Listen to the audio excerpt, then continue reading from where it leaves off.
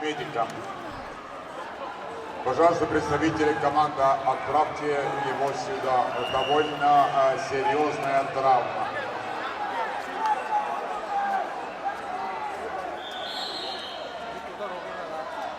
In English also the athlete who had injury in the jaw had a fight bout on mat number 4. Visited the medical area, so please send him back to the medical area. Käisid trikoosid vaatamas või? He needs an immediate assistance.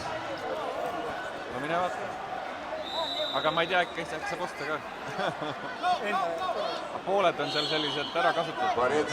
Võib-olla mõnel on soov. Травма инфекции. Просим его отправить сюда медицинскую Hästi palju Ameerika trikoosid. Он нуждает помощи.